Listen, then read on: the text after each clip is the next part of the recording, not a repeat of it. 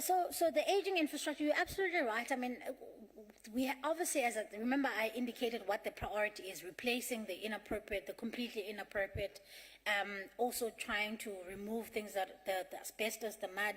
So aging infrastructure is a problem, but I think it can also be mitigated by this maintenance issue I was saying, because you can have an old school, but if you're maintaining it well, it can give you a lot more, lead time. But of course, then eventually at some point you'll have to rebuild. But I think that's why us and the MECs have to have a particular focus on how do we prioritize maintenance in an infrastructure budget, because I promise you, if a school is maintained, it can go far further than it would, even if it's old. But I take the point around older schools that need to be replaced so that they are safe, more importantly. Thank you. Thank you very much, Honourable Minister. Honourable members, please keep in mind that we also have members who are on the platform, and we will be taking questions from them also. So now I'll take hands on this side. Honourable members, please remember your hands. 1, 2, 3, 4, 5, 6, 7, 8, 9, 10, 11. Okay, and then we'll come back here later. And 12. Okay, 12. Yeah. Okay. So, and please keep in mind that we have the MECs from the various provinces that are here, and they are also eager to answer your questions. So keep some questions for them also, and confine your questions to the national sphere. Also, all the presentations, even the one that the Minister spoke to just now, have been sent to all honourable members. You have the presentations. And I've noticed also that presentations from the various provinces have also been sent to us. So you have the presentation that you can look at during the lunch break. I don't know whether Western Cape, I haven't seen which ones, but I know that quite a few have already come through. All right, let's get started.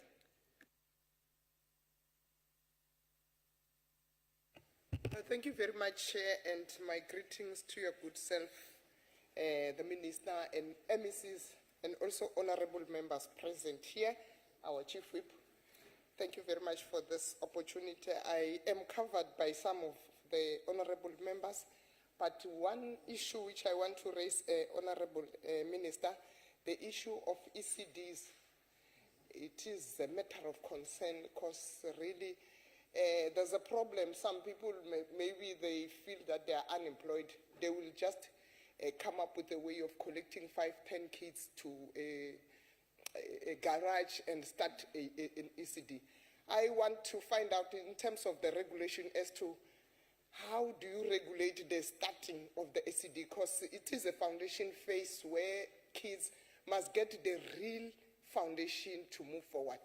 It is my number one. And the other issue, I'm from a rural province. I've never heard you said something about farm school, because there are schools which are on farms, and there are people, there's a community in farms. So as much as we are celebrating the Human Rights Month, what about those people who are dwelling in farms? Thank you very much. Thank you, Honourable Ngumalo. The next honourable member. Thank you very much, Deputy Speaker, Minister.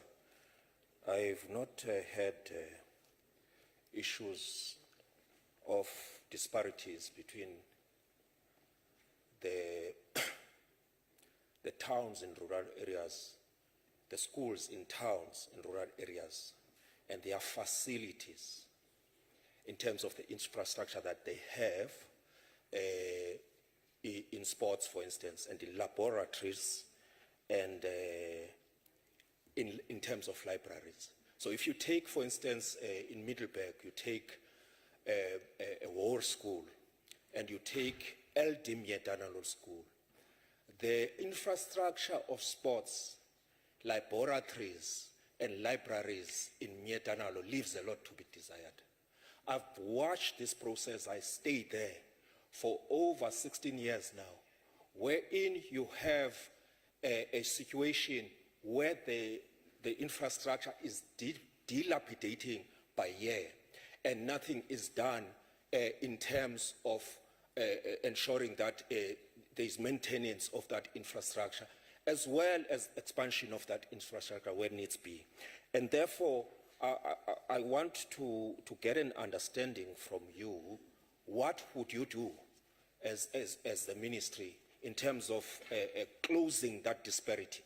And what are the time frames in that regard? And I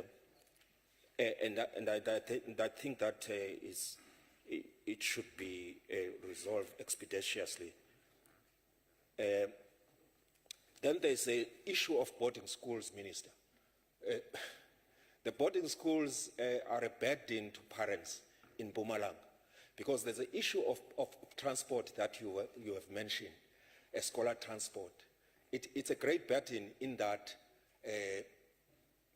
parents, the boarding schools are not able to house children during weekends, making it a burden to parents to actually pay private transports when the department is not offering transport during that period. And therefore, it's drawing a lot from their backs, given the economic circumstances that they found themselves in, of unemployment, of underemployment. And therefore, I think that if you can address that. Thank you very much. Thank you very much, Honorable Kersa. Move on to the next honorable member. Thank you, Chairperson. Thank you very much, Honorable Minister. But nevertheless, I'll start by saying the elimination of pit toilets in public schools has also been an ongoing battle. So therefore, my question, what has been the impact of the Safe Schools app in empowering the public to report existing pit toilets? Secondly, vandalism can be defined as the willful, senseless, and illegally destruction of state properties, including theft, breaking, and entering, and wanton damage to property owned or based or leased by the states. Therefore, my question will be,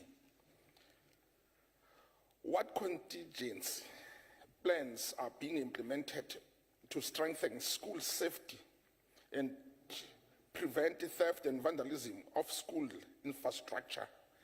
How are this intervention empowering schools to consider solar panels to address electricity shortages? Thank you, Chair.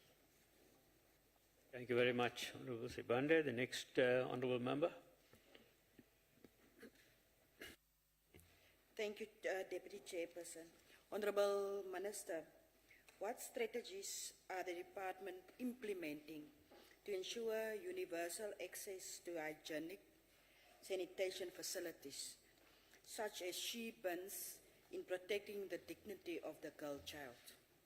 The other one is how many schools meet the accessibility standards outlined in the infrastructure norms and standards about provisions for learners with disabilities?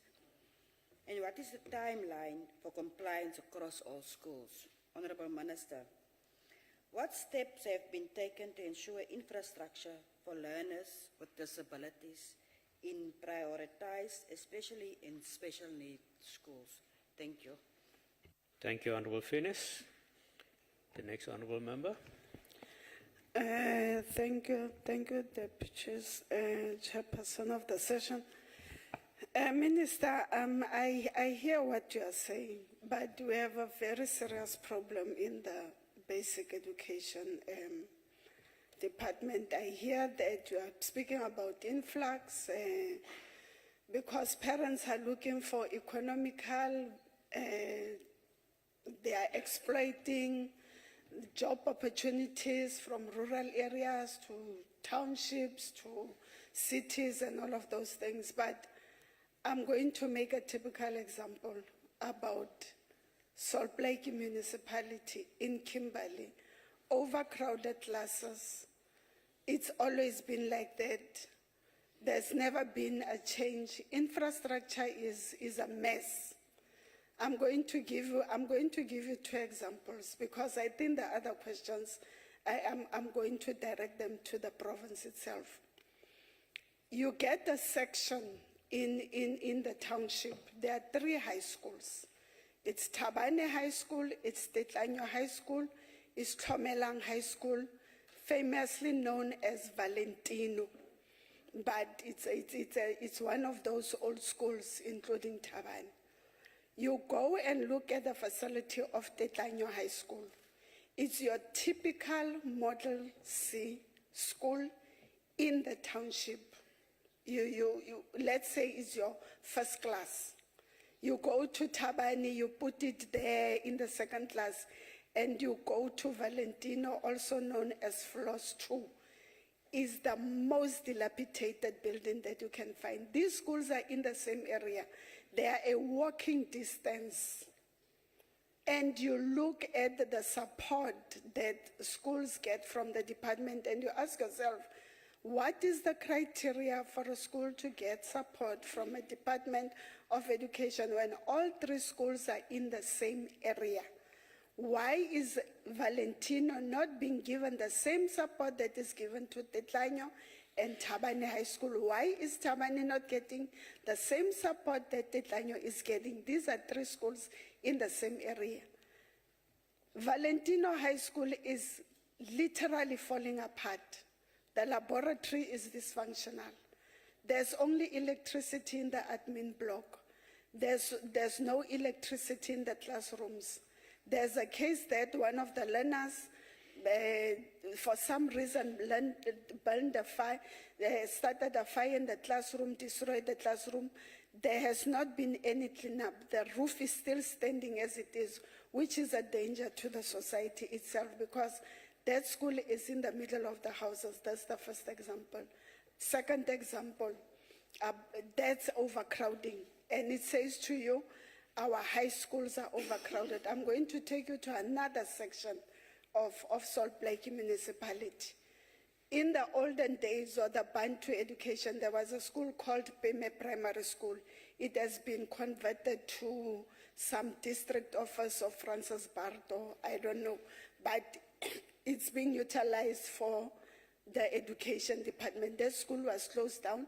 The school was closed down because Greenpoint Primary School was built, which is 5 minutes away. So we can't have a primary and have a primary here.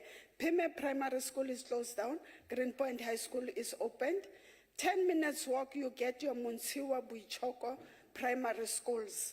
They were brought together, if intermediate phase, foundation phase, and all of those things moved around. Later on, Greenpoint High School is a double-story school, very beautiful. It was closed down because we were told that there's Munsiwa, there's Bichoko, there's another school down the road, Solplaiki, primary school. So let's close down Greenpoint High School. Greenpoint High School was closed down. Fine, everything was. Now the same school that was closed down has been opened under the name of Kimberley Academy. Doesn't have learners there. We have a shortage of high schools, but the department decides to open another primary school where there are already about 5 or 6 primary schools within the vicinity or the walking distance. Now the question that comes up is, how do we deal with overcrowding? Because you speak about quality education. We can't have quality of education if we are still looking at the lack of material. You will never get quality education if we've got a lack of material, if our laboratories are dysfunctional. Sirelejo High School, overcrowded, is one of the old high schools in the Northern Cape, again in the Salt Lake Municipality. Overcrowded classes, the laboratory is dysfunctional.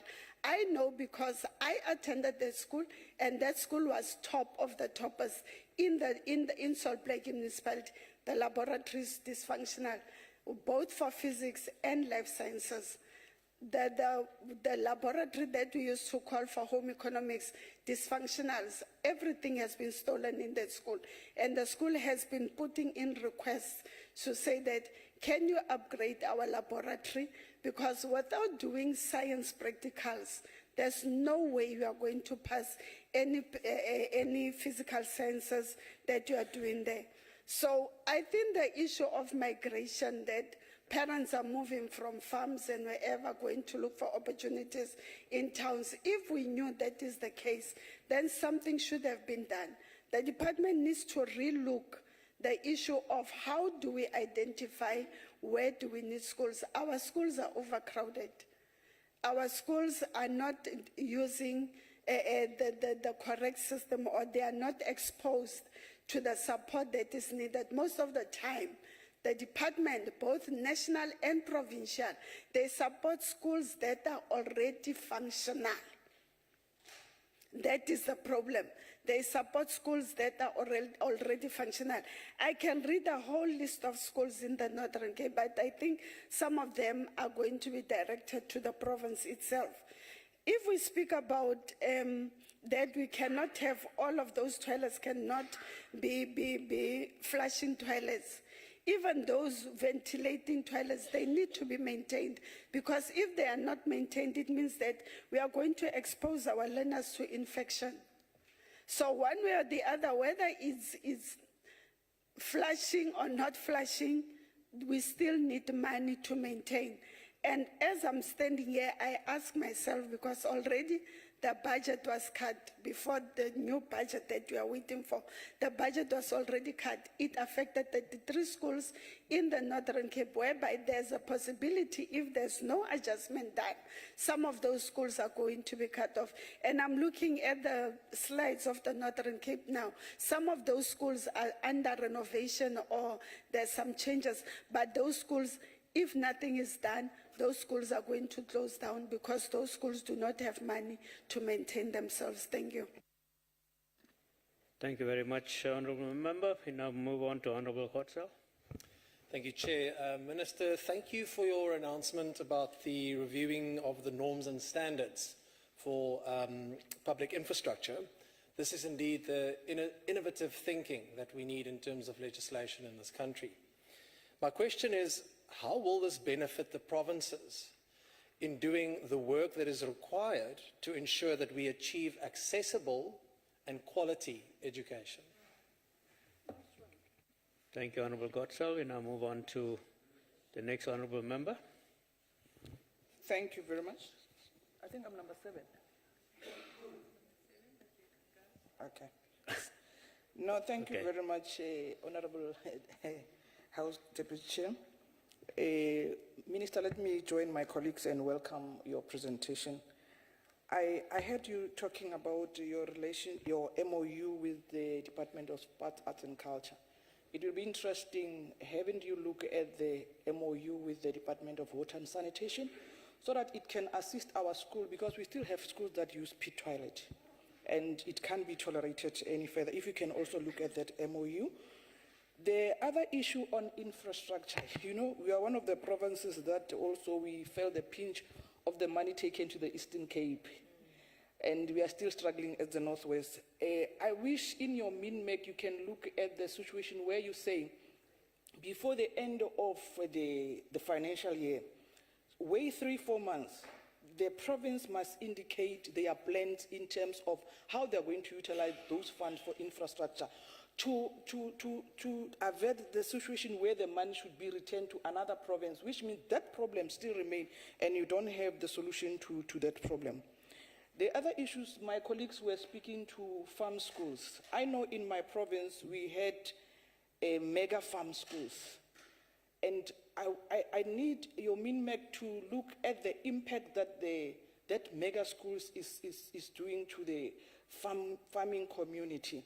And also, Minister, you have a heart and look at Dr. KK in the Northwest. The Dr. KK mega farm school is still critical, because especially around the area of Potchefstroom, there are a lot of farms and there is a need for that mega farm school. It has been on the radar for a very long time. If it can be expedited, it will assist that farming area a lot. But also the issue of infrastructure, colleagues. Every infrastructure, after every 5 years, you must have a maintenance plan. Whether it's a road, whether it's your own house, whether it's a school, anything. If you don't have a maintenance plan for every 5 years, your infrastructure is going to die. You know, if the environmentalist will tell you that a mud house is one of the things that can sustain this climate change we find ourselves in. But because they are not maintained, hence the mud house fall the way they are falling. But if you read further, you'll realize that is one of the infrastructure that through mud, our old parents were using those mud houses. We grew in those old houses. In some countries, they still look into them. Lastly, Minister, I'm one of the people who were in the ELRC when we deal with the PPM. For me, the PPM is not working for our schools. The overcrowding they are talking to, because you have to explain to school to say, if your PPM is like this, you are left with no choice but to stick to it. But honestly, it's not helping, especially in our farms, in our rural schools. And also the last thing is the multi-grade teaching. That thing is a stress. And the quality that the child, remember as a grade 1, a grade 4, a grade 3 child, they are in one class, you are teaching this one, this grade and this. We look at how we look into it? We know there's no fund in this country, there's no money, the country doesn't have money. But let's find a creative way. How do we assist our community at the end of the day? I thank you, Chair. Thank you very much, Honourable Member. We now move on to Honourable Adriansa. Thank you, Honourable Chairperson. Honourable Minister, first of all, I want to applaud you for what you've achieved with the petrol latrines. I can't imagine a worse death than a child dying in that, and thank you for what you've done and achieved thus far. I, however, have a question, being from the province of the previous speaker, regarding what are we doing and what are you doing specifically to ensure that provinces, specifically the Northwest Province, and the MEC for Education in this case, are held accountable for meeting their performance targets? And the 20% alluded to for maintenance every year, particular in cases of mis-expenditure and under-expenditure. What specific mechanisms of oversight processes are in place to address this?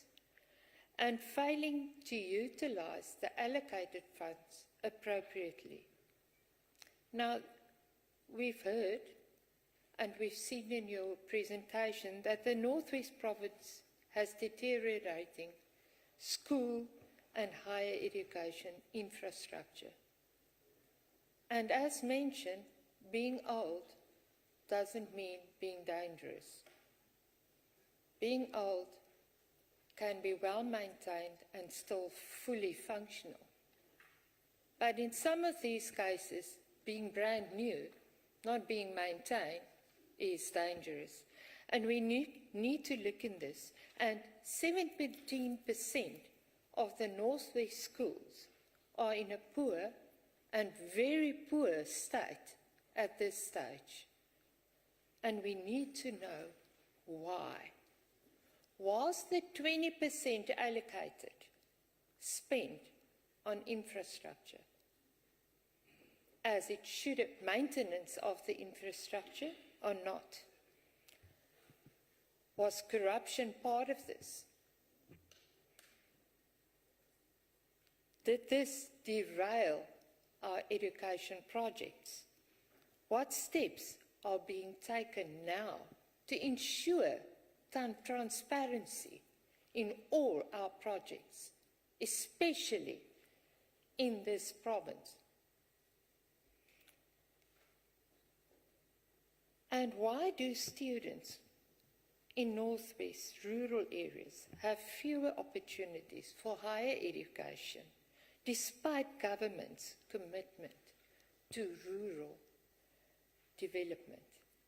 We really need education in every part of this country, to every learner. And to capacitate teachers. Everyone is going on about sport facilities, sport facilities, sport facilities. But with sport facilities comes another part of it, someone to coach the kids. And we need teachers for that. Thank you, Honourable Minister, for the wonderful job you're currently doing. I thank you. Thank you, Honourable Adran, sir. I think that question on higher education is for another department, so we will leave that for that minister to answer when he gets here. Honourable Farmer.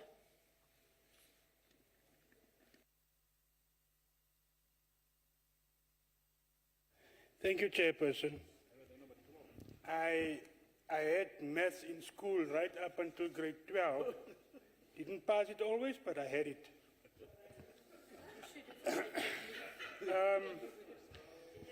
Minister, I have just two questions. But I know this might fall in the fraternity of the MEC of this particular province. But this province has a tendency to always redirect it to national. So now I'm asking you right up front so that we know. I will ask it with the MEC as well. Obviously. The question in essence is the minister aware? And if you are, what are you doing about it if you can? That the Western Cape government ruthlessly are prepared to sacrifice the lives and futures of our learners in their ever hunger for more money from national government, and therefore 2,416 teacher positions have been cut by the Western Cape government, resulting in huge numbers in the classrooms, and these are the schools where SGBs does not have the resources to advertise for SGB teacher positions. That's the one. Is the minister aware that teachers in the Western Cape are forced to pass learners, even though teachers are aware of learners not being ready for the next grade? Thank you, Mr. Thank you, Honourable Farmer. The next Honourable Member. Yeah. Thank you. Thank you, Speaker. I thought we were discussing, infrastructure development or challenges in schools today, Honourable previous Speaker. Honourable Minister, the Rapid School Build Programme has been an important initiative in addressing school infrastructure needs in the past. Can you share some key highlights on the progress made so far, particularly in terms of the number of schools that have been completed and how the programme has helped speed up delivery? Additionally, what steps are being taken to ensure contractors remain committed to their projects? And secondly, Minister, on funding for school infrastructure, we understand that additional support was sought through the Budget Facility for Infrastructure, FPI. Could you briefly explain why this funding was necessary and how it will help accelerate improvement in the education sector? Minister, listened to you this morning, and after a couple of weeks, out, it's for me, it was really a fresh breeze. Listening to a minister with passion, listening to a minister who knows exactly what's going on in a department, a minister who's there for a couple of months now already. We're listening to you. Very soon that you will come and announce that you will dealt with the pit toilets that came in now for how many years, and you took it on as a priority when you came in here a couple of months ago, and you dealt with it as so far. We're waiting on that. Thank you very much, Minister, for what we've heard this morning. Thank you very much. Thank you, Honourable Swart. One more, I think one more on that side. Honourable Gericke. Yeah, thank you. Thank you, Chair.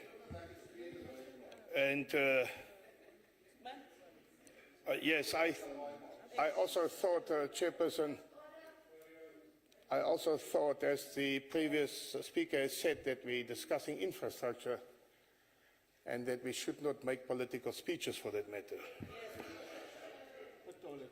But the DA is well known for contradictions. Minister, good morning.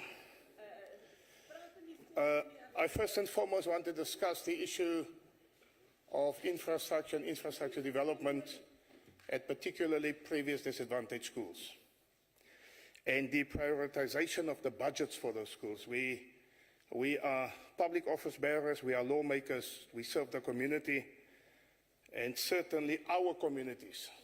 And I particularly refer to our communities, the previously disadvantaged communities. We are all sick and tired of excuses. Sick and tired. Our people are sick and tired of many excuses by government because of no money, no budgets, no nothing. So people don't accept it anymore. And 30 years into this democracy, we are regressing even on the development of infrastructure, even in schools. So it is a critical point to understand before we fall into this deep, dark hole that we do something about it. I'm not worried about the heckling around here because we speak about fundamentals here. So you will have a school in Packersdorp, George, that's totally dilapidated. It's a high school or a secondary school, the apartheid name.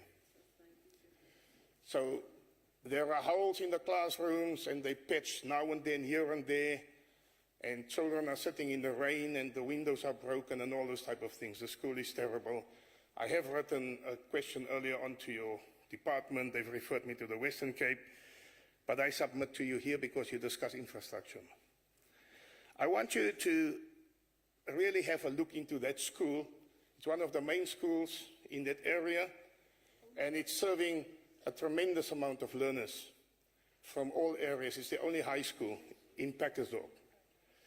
So please prioritize, even if you have to go and do an in-loco visit, and we can accompany you, that we show you what's happening there.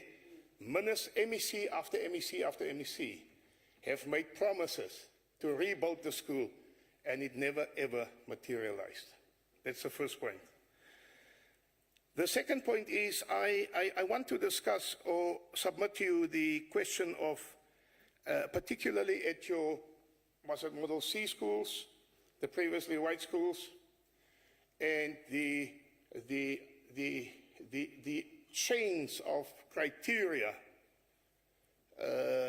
how they circumvent admission for previously disadvantaged learners. Some learners at some schools will must first undergo a test to test their fluency in languages or in mathematics or what have you. And then ultimately, even though the criteria says you must stay nearby the school and you must do this, that, and the other, they subject our children to those tests, and once you cannot do mathematics, they refer you to a lesser school or inferior school. I'll give you examples when we engage. Now, in terms of the Schools Act, you cannot do this. You must admit all learners. And those headmasters are doing this to show 100% or a 99% or 95% pass rate at their schools. And therefore, they refer or defer other learners that are not so well off in mathematics, for instance, to those more inferior schools. It's a serious point. It's causing a lot of problems in our communities, and children must now travel very far to other schools.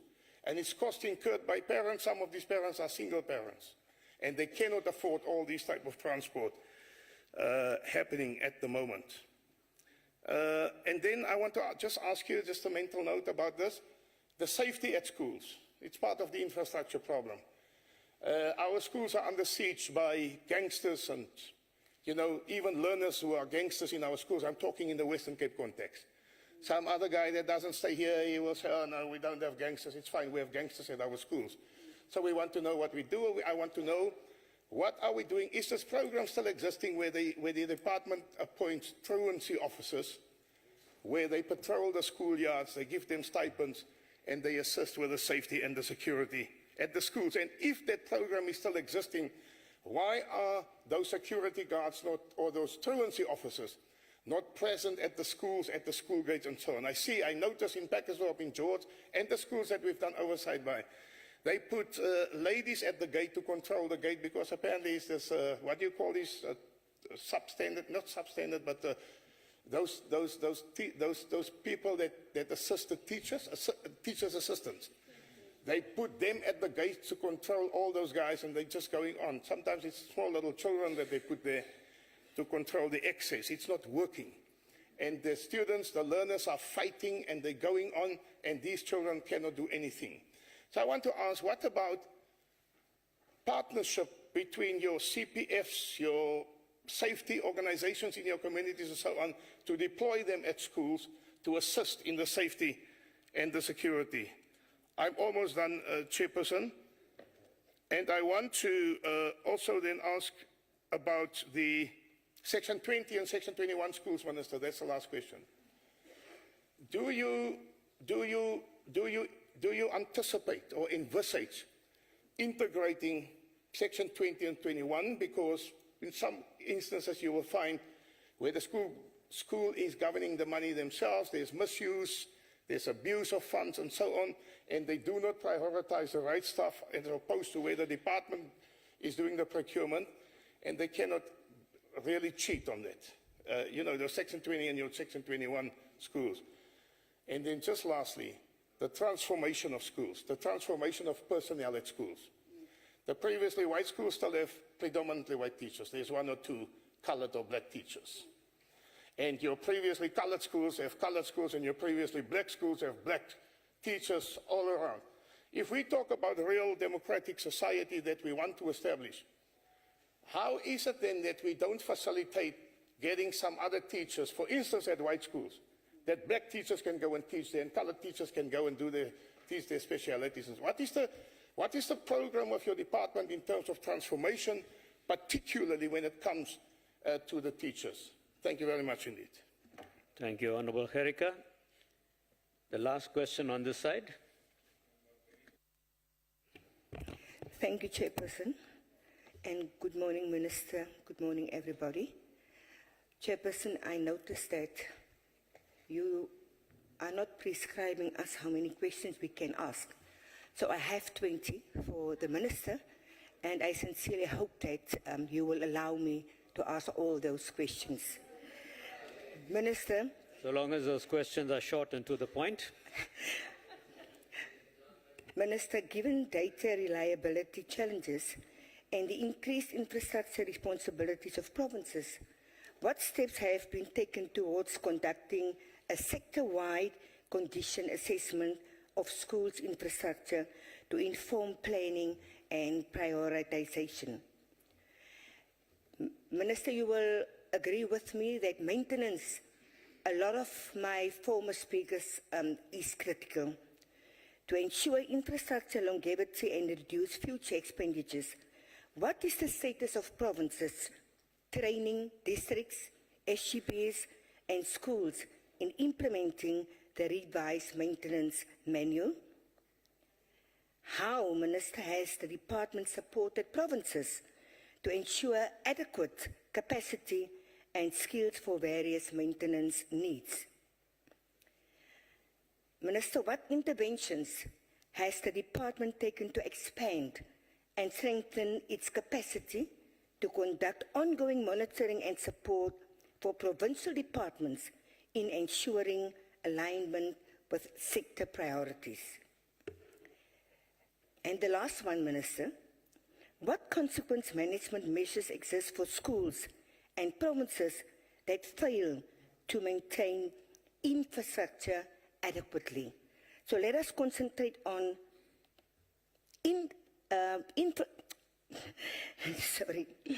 Let us concentrate. let us concentrate on infrastructure instead of all the other petty issues. I thank you. Thank you very much, Honourable Baines. That was very quick through your 20 questions. Honourable Minister, I think many of the questions were overlapping in terms of maintenance, overcrowding and so on, which you have already answered. So I will allow you to touch on those that were not covered previously. Thank you. Thanks, Chair. I will try and summarize where needed. But there were a couple of things I think that I really want to pick up on. The one is on the ECD, the Honourable Member asked. And I want to firstly assure you, Honourable Member, that that is the #1 priority for the 7th Administration, that we want to have a strategic reorientation of the education system towards saying how do we strengthen the foundations of learning. Because research shows us that if you focus on the first 1,000 days of a child's life, the next 1,000 days, which is from 2 to 5, it shows that they are likely to be able to take difficult subjects like maths and science and technology later on in life because your foundations in literacy are solid. And so ECD becomes important, but you're right, it's not just about the curriculum, it's also about the infrastructure. So one of the things that we have to grapple with as a sector is now that we have inherited ECD from social development, how then do we make sure that those ECD centers are actually up to scratch? And so I think somebody was talking about just putting children in a garage.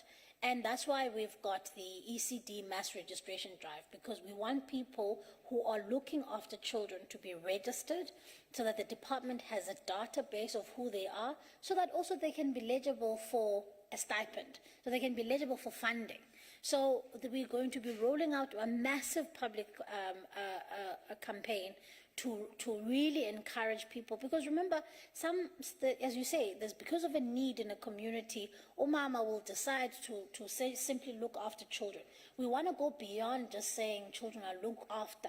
We want there to be educational programs there, a curriculum, a qualified practitioner, proper infrastructure that is safe for the children. So that is the undertaking that we are making between now and 2030.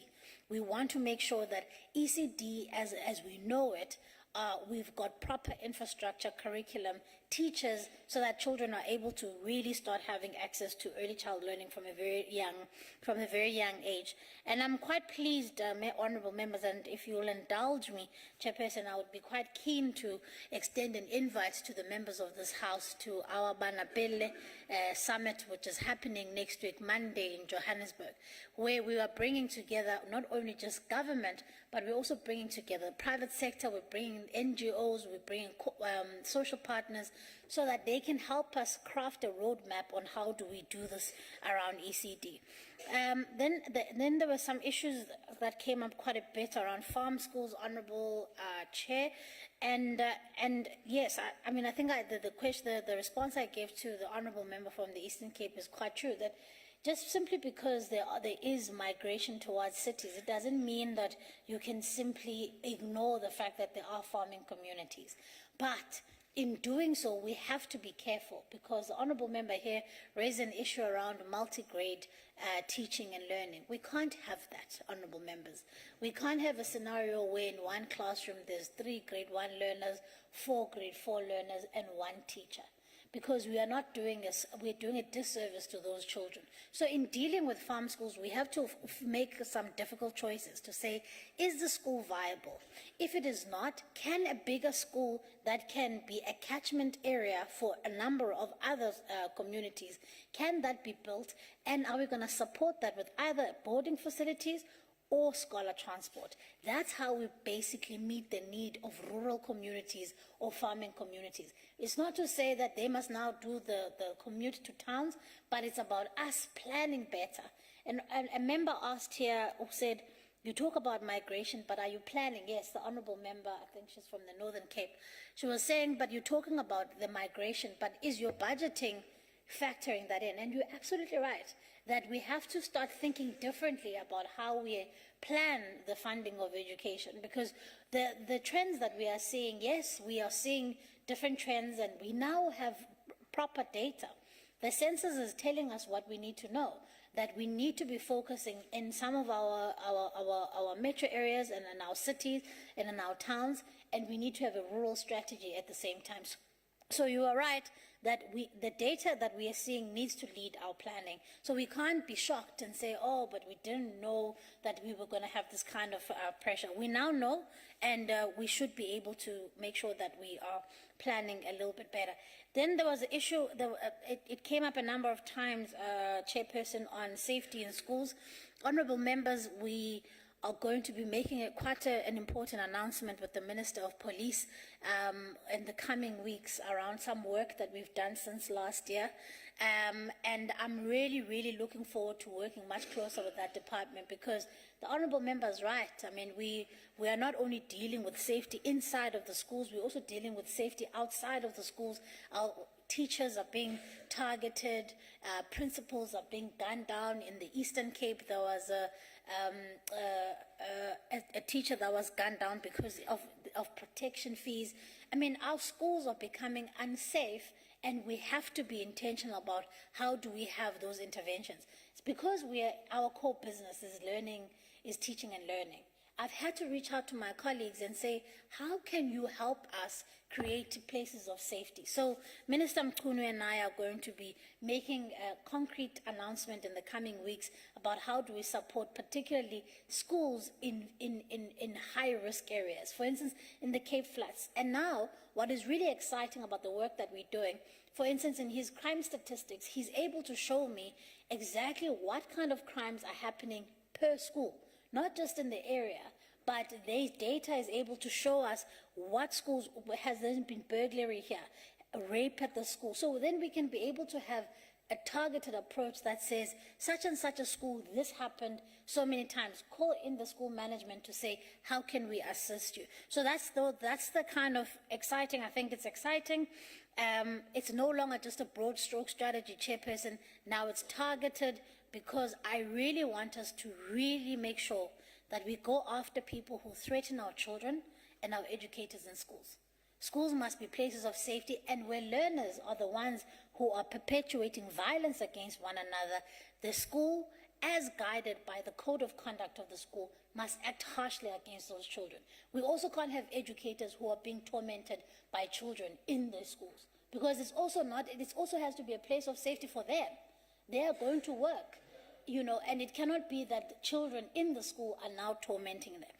Then I think there was a lot of questions that were asked around the Northern Cape, the Honourable Member there. I'm going to leave that to the MEC, because a lot of the questions were quite specific to specific schools, Chair. Then the issue around special needs schools, Honourable Member, you asked, and it's an absolutely critical one. It's one of the key priorities of the 7th administration. But more importantly, in our planning of infrastructure, we have a targeted sort of budget around how do we support schools and special needs schools, so that our learners with disabilities are able to access education without any issues. And the issue around sheep bins, every single toilet that is built in modern day right now has those inbuilt, so that children don't miss schools, girl children don't miss school because they are on their period, because there isn't facilities for them to be able to be safe and to dispose of their sanitary products. So every single new toilet that is built has those inbuilt already. But I take the point about really focusing a lot more on schools of children with special needs. MOU with water and sanitation, I think that there's definitely, I agree with you. I think as government, we ought to be working a lot better across departments. And that for me is where the key is in being more efficient with government. Because if you say my problem is roads, and the scholar transport says I can't take the kids up the hill because there's no road, you can't say out of your budget you're going to be building a road. But that's why there has to be a greater conversation with cabinet colleagues. And I'm not shy, Honourable Member, to go and that's why I've probably approached at least 3 or 4 ministers already in the cabinet, talked to the Minister of Justice to say, I want to make sure that sex offenders do not become teachers in our schools. The Minister of Police to say, how do you help me secure my schools? I am not afraid to go to colleagues and say the work that you do must impact what we do here. So I agree with you that, you know, working together as a government has to take precedent.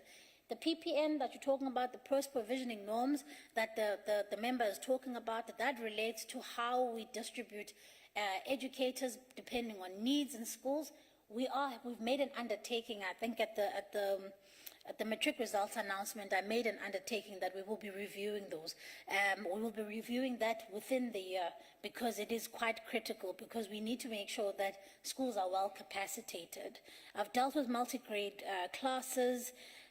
And then I just want to deal with the issue around, it also came up quite a bit, Chair, around how do you hold MECs accountable? So, of course, MECs, honourable members, are accountable to their premiers and not to the national minister.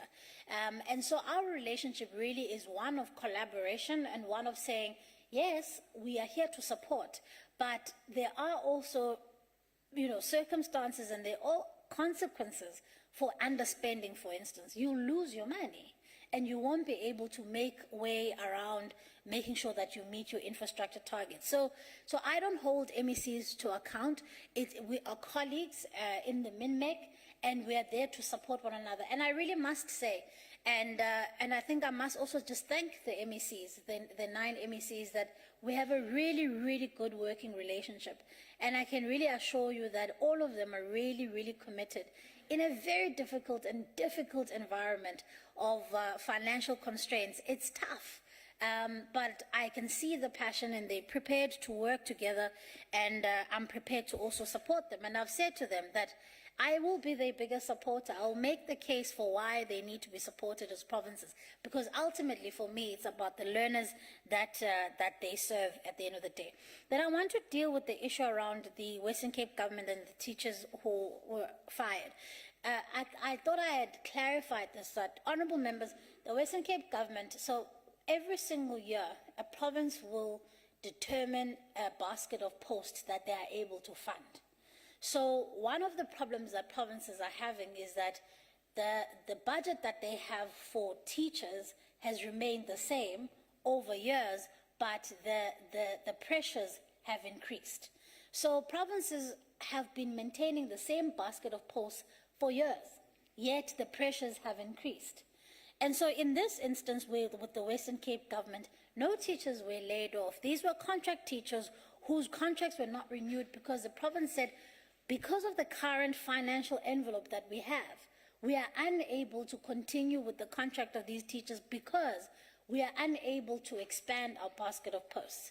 But of course, the MEC, and we indicated that this is obviously a big challenge. And in fact, if he's going to be here in the afternoon, Chairperson, it would be really good for him to answer, because I know they have indicated to me, I think, over 700 teachers that they have, because of this gap that has been left by the non-renewal of the contracts, they have in fact hired about over 700 teachers for the province. So he will give you the specifics, but I just thought it was important to understand that there were no retrenched teachers. Things are bad, but we're not at that point yet where we are retrenching teachers. And sometimes I worry that we're going to give our educators, because our educators are really the backbone of the system. And I don't want them starting to worry about, are their jobs on the line? Because I promise you, honourable members, we can't do half the work that we're doing without those teachers in the classroom. And we have to make sure that we protect them with everything that we have, and we have to make sure that they understand that there's job security in the sector. I agree with you, honourable member, about creating equality between of infrastructure and quintiles 1 to 3 schools. Absolutely, and part of the reason why there's such a great focus on infrastructure is to make sure that very thing happens. We want to be able to say that there's no difference between a school that is up here in Gardens and a school that is in Khayelitsha. Ultimately, that is the real goal. But as I said, it's a forever moving target, but we have to get there, because it shouldn't matter where you come from. You should be able to access quality education closest to where you live. You mustn't be having to take a taxi to go elsewhere. It should be here in your community. And so I agree with you on that. I've dealt with issue around safety in schools. And I think I agree, Honourable Chair, around maintenance, that Maintenance is a big problem, and I think we will have a different look at how do we deal with maintenance issues in the sector. Thank you very much, Chair. Thank you very much, Honourable Minister. I think you've covered all the questions there. Well, the transformation issue is not an infrastructure issue, so let us leave that for now. Now you're listening to the DA now, Chairperson. No, Honourable Karika. All right, before I take the next round of questions, Honourable Members, I had 3 hands from the previous round. That was Honourable Mabilo, Honourable Brits, and Honourable Billy. Now, please watch the time also, because we still have the MECs to come in after lunch. So if there are questions, please confine it to what has not been asked already. All right, I'm not going to entertain questions that have already been asked and questions that relate to MECs. Okay. All right. Honourable Modise, well,